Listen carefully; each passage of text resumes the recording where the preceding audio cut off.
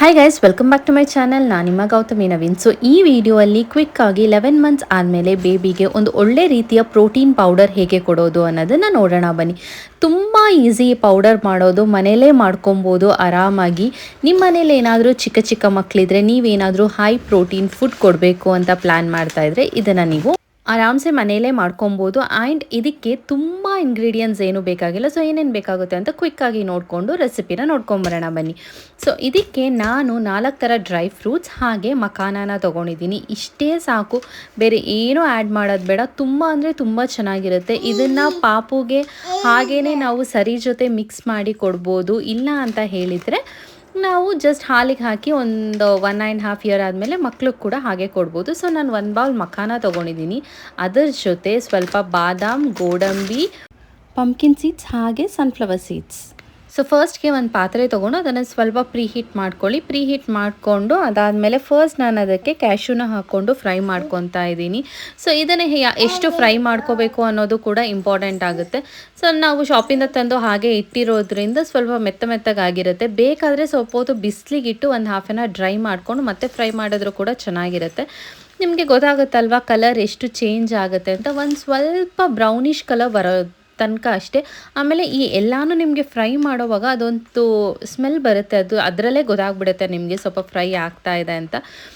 ಇವಾಗ ತೋರಿಸ್ತೀನಿ ನಾನು ಎಷ್ಟು ಅದನ್ನು ಫ್ರೈ ಮಾಡ್ಕೊಬೇಕು ಅಂತ. ಒಂದು ಸ್ವಲ್ಪ ಬ್ರೌನಿಷ್ ಆಗಿ ಒಂದು ಚೂರು ಕಲರ್ ಅದು ಬೇರೆ ಕಲರ್ ಬರೋ ತನಕ ನೀವು ಫ್ರೈ ಮಾಡ್ಕೊಬೇಕು. ಎಷ್ಟು ಫ್ರೈ ಮಾಡ್ತೀರೋ ಅಷ್ಟು ನೀಟಾಗಿ ಇಟ್ಕೊಬೋದು, ಹಾಳಾಗಲ್ಲ. ಸೊ ನೋಡ್ತಾ ಇರ್ಬೋದು ಕ್ಯಾಶ್ಯೂನ ಇಷ್ಟು ಕಲರ್ ಚೇಂಜ್ ಆಗೋ ತನಕ ನಾನು ನೀಟಾಗಿ ಫ್ರೈ ಮಾಡ್ಕೊಂಡಿದ್ದೀನಿ. ಏನೂ ಇಲ್ಲ, ತುಂಬ ಈಸಿ. ಒಂದಾದಮೇಲೆ ಒಂದನ್ನು ನೀಟಾಗಿ ಫ್ರೈ ಮಾಡ್ತಾ ಹೋಗೋದು ಅಷ್ಟೇ. ನೆಕ್ಸ್ಟ್ ನಾನು ಬಾದಾಮ್ ಏನಿತ್ತು ಆ ಬಾದಾಮನ್ನ ತೊಗೊಂಡಿದ್ದೀನಿ. ಇದನ್ನು ಕೂಡ ಅಷ್ಟೇ ಒಂದು ಸ್ವಲ್ಪ ನೀಟಾಗಿ ಫ್ರೈ ಮಾಡ್ಕೊಬೇಕು. ಇದನ್ನೇ ತುಂಬ ಇಂಪಾರ್ಟೆಂಟ್ ಆಗುತ್ತೆ.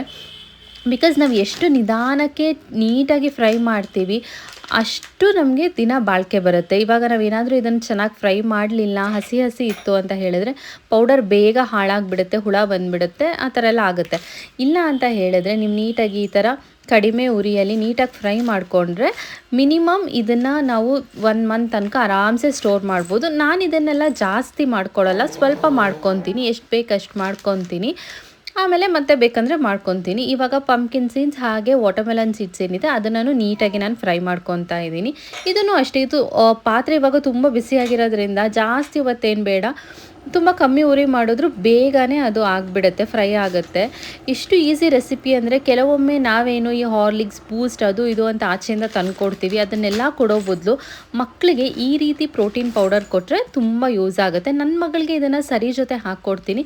ಕೆಲವೊಮ್ಮೆ ನನ್ನ ಮಗನಿಗೆ ಕೂಡ ಹಾಲಲ್ಲಿ ಮಿಕ್ಸ್ ಮಾಡಿಬಿಟ್ಟು ಕೊಡ್ತೀನಿ. ಸೊ ಇದರಿಂದ ಕೆಲವೊಬ್ಬರು ಮಕ್ಕಳುಗಳು ಡ್ರೈ ಫ್ರೂಟ್ಸ್ನೆಲ್ಲ ಹಾಗೆ ತಿನ್ನೋದಕ್ಕೆ ಇಷ್ಟಪಡಲ್ಲ. ಆ ರೀತಿ ಇರೋ ಮಕ್ಕಳಿಗೆ ಕೂಡ ಇದನ್ನು ಹಾಲಲ್ಲಿ ಹಾಕ್ಕೊಟ್ರೆ ತುಂಬಾ ಇಷ್ಟಪಡ್ತಾರೆ.